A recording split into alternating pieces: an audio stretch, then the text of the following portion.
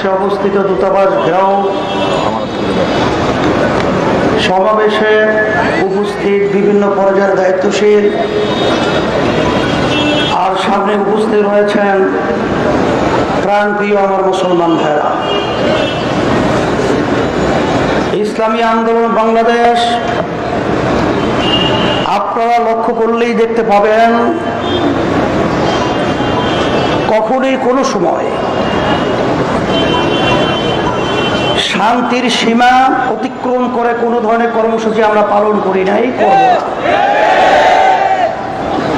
আজকে যদিও আমাদের মুসলমানদের হৃদয়ে রক্তক্ষরণ হয়েছে, তারপরেও কঠিন অবস্থায় আমাদের ধৈর্য ধারণ করতে হবে। আমি বিশেষ করে আজকে ফ্রান্সের ম্যাক্রো সহ যে সমস্ত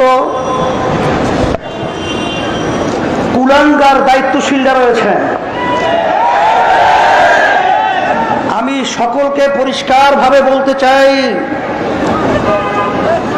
আপনারা একটা ইতিহাস পারলে আজকে আমাদের সামনে প্রকাশ করে দেখান। আপনাদের ধর্মীয় কোনো নেতা বা আপনাদের কোনো ধর্মীয় কোনো অনুষ্ঠান সহ আপনাদের বিভিন্ন পর্যায়ে ধর্মীয় কার্যক্রমের উপরে মুসলমানরা কোনোদিন কোনো ব্যঙ্গচিত্র সহ বিভিন্ন ধরনের আচরণ করেছে, এরকম ইতিহাস তামাম দুনিয়ার ভিতরে মুসলমানদের থেকে নাই। এর মাধ্যমে প্রমাণিত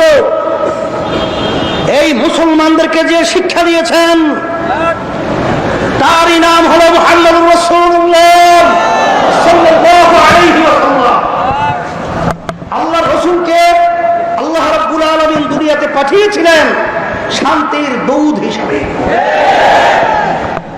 হে কুলাঙ্কার ম্যাক্রো সহ তাদের যারা দোষর রয়েছে, তোমরা আজকে ইতিহাস থেকে শিক্ষা গ্রহণ করে নাও।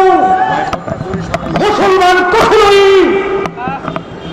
অন্য জাতিদের উপরে কখনোই নির্বিচারে তারা হয় নাই, কোনোদিন হবেও না।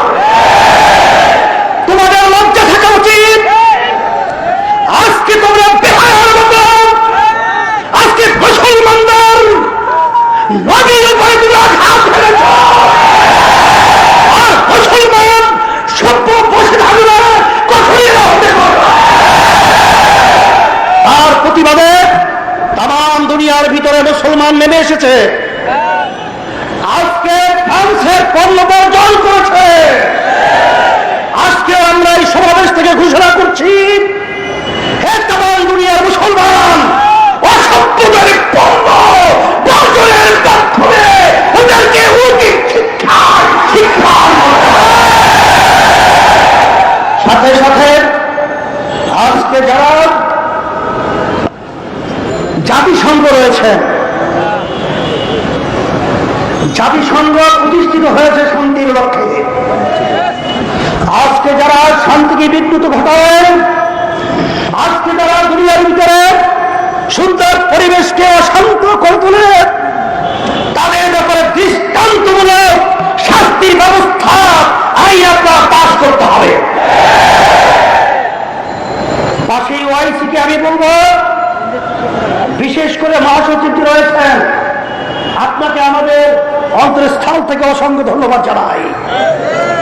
আপনারা যে বক্তব্য রেখেছেন, ম্যাক্রোর মাথা খারাপ হয়ে গেছে, মানসিক ডাক্তার দেখানো উচিত। আমরা আপনার সঙ্গে বক্তব্যে ঐক্যমত পোষণ করে ওকে মানসিক ডাক্তার দেখিয়ে বিচারে কাঠগড়ায় নিয়ে আসা উচিত।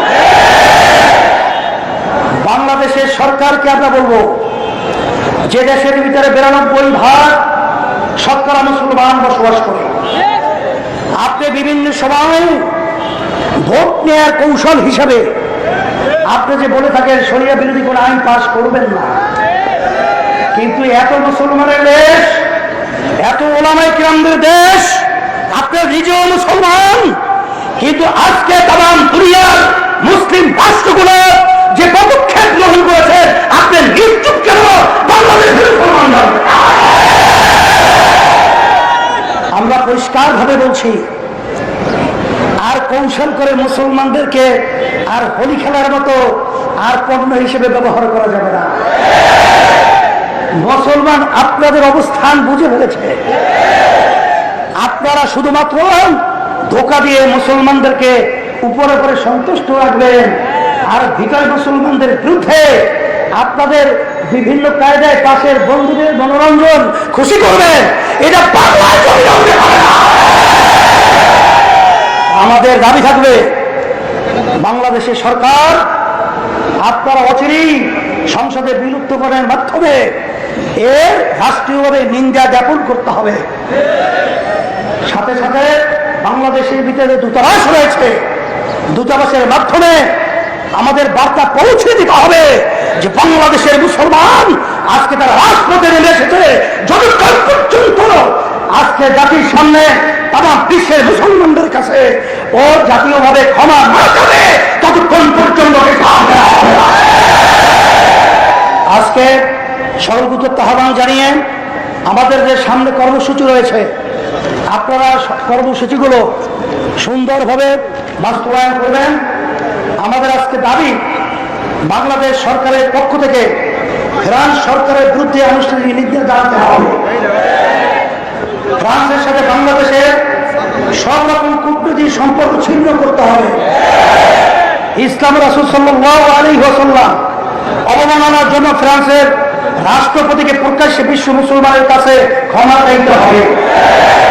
অবিলম্বে ওআইসিকে ফ্রান্সের বিরুদ্ধে নিন্দা প্রস্তাব আনতে হবে।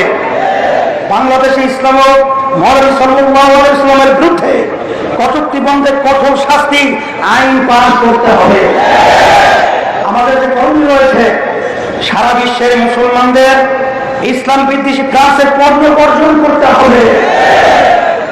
বিশ্ব মুসলিম নেতা এবং সাধারণ মুসলমানদেরকে ফ্রান্সের বিরুদ্ধে প্রতিবাদ বিক্ষোভ অব্যাহত রাখতে হবে। যে সমস্ত মুসলিম রাষ্ট্রপ্রধান ইতিমধ্যে ফ্রান্সের বিরুদ্ধে সাহসী বক্তব্য নিন্দা জানিয়েছেন এবং ফ্রান্সের পণ্য বর্জনের ডাক দিয়েছেন, তাদেরকে ধন্যবাদ জানাই। আমরা তার সঙ্গে ঐক্যবদ্ধতা প্রকাশ করছি। যে সমস্ত এখন কর্মসূচি আগামী 29 অক্টোবর বৃহস্পতিবার সারা দেশে জেলা ও মহানগরে বিক্ষোভ কর্মসূচি পালিত হবে ইনশাআল্লাহ। এখন 13 তারিখে আমাদের ভোলাই করে আজকে বাংলাদেশের ভিতরে যে শেখ মুজিবুর রহমানের যে মূর্তি যে নির্মাণ করার যে সিদ্ধান্ত সরকার নিয়েছে, তার প্রতিবাদে ওখানে আমরা সমাবেশ দেখেছি। ওলামায়ে কেরামদের আহ্বানে আমরা সবাই ওখানে উপস্থিত থাকবেন 13 তারিখে। আপনাদের সকল সময় আজকে আলোচনা শেষ করছি।